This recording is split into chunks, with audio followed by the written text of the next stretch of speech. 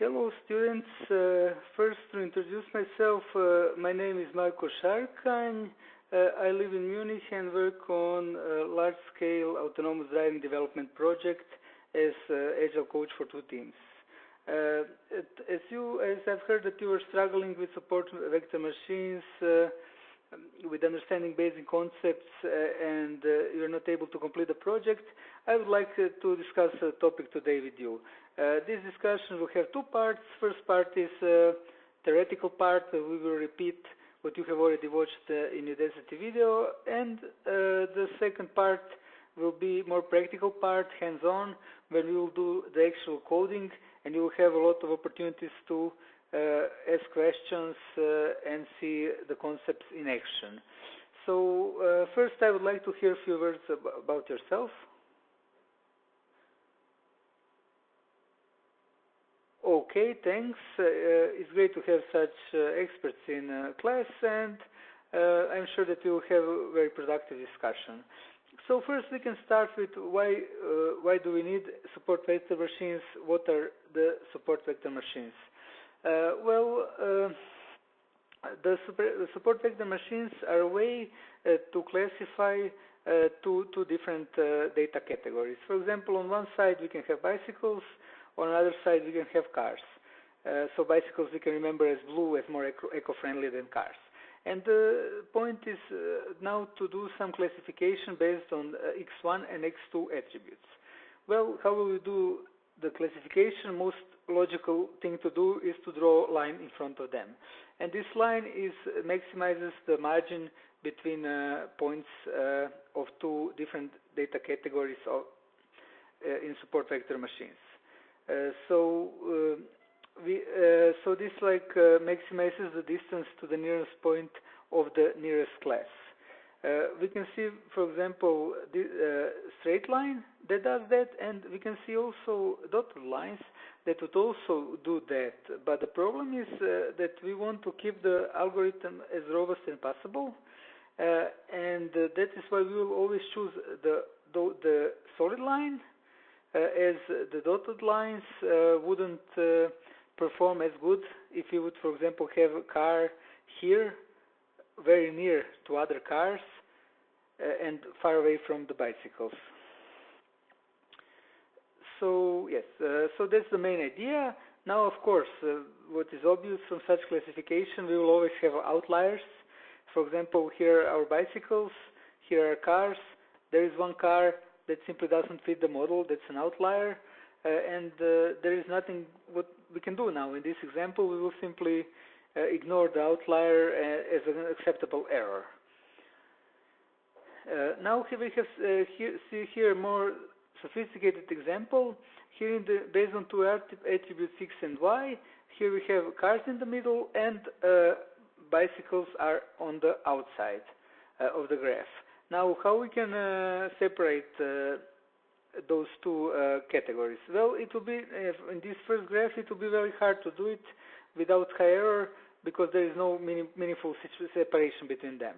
But if we would add additional attribute Z, that attribute we can calculate like x squared and y squared, we would get a completely different picture. Now we have the second graph where we have two attributes that are linearly separated based on x and z axes.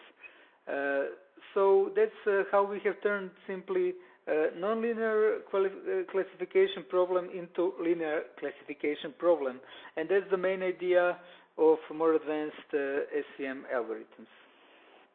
We are basically doing the kernel trick. There is like non-separable problem based on two attributes. We add more attributes, make the problem linearly separable, get the solution, and then go back to the old coordinate frame with x and y axes. And from that perspective, it looks that we have solved the problem in non-linear fashion. We have basically then turned low-dimensional input space into high-dimensional input space. So we were able to solve initially linearly not separable problems with support vector machines. So, what are the parameters that use with support vector machines? Well, we already discussed kernels that are kernels that are able to solve linear problems, that are kernels that are able to solve seemingly nonlinear problems. Now there is another parameter C, and there is parameter gamma. So by tuning those parameters, we get the following results. For example, see picture on the left. There is like a very generalized classification of the data points, linear classification, and that is good for some problems. But some problems need a more granular classification, and then there we will achieve by tuning the parameters. As you see, now we are fitting on the second picture those much more clearly than on the first one. Now, what is the trade-off? The trade-off is by doing this, we are risking that we are actually overfitting our data, and we will discuss that later in more detail. But now what is important to remember is by controlling different parameters, we can determine in which extent SVM will fit to our current data. Now let's go to the C parameter. What does the SVM C parameter does? Well, C parameter controls trade-off between smooth decision boundary and classifying training points correctly. For example, if our line will go straight through the different categories, or our line will fit the current data more correctly, but there will be no such robustness to the new data because we are only taking current data in consideration, and we are not generalizing our model. So there is a second example where we have generalized our model more, and now we have initially have some error, but if the attributes are meaningful, model makes much more sense because we have achieved the generalization. And when, for example, bicycle comes, new bicycle data comes, it will probably, there is more likely that it will be better classified with the current model. Now, what does the SVM gamma parameter does? Well, the gamma parameter defines how far the influence of a single training example will reach. One training example is, for example, this model, SVM model with a line, and now lower gamma values will consider higher points as well, or higher points or points more distant to the line, and higher gamma values will only consider points that are closer to the line. So now then we are choosing trade-off, which points to consider, to take more all the points in the consideration with lower gamma values, or only to give more weight to the nearer points. Sometimes our model will perform better with lower, sometimes with higher gamma values. The last topic I would like to discuss is overfitting. That's the general problem in machine learning, and that's the thing that makes machine learning sometimes more art than science. And that is deciding which parameters will we choose to fit our data and make our model as robust as possible at the same time. For example, here we can have, you can see the overfitting example.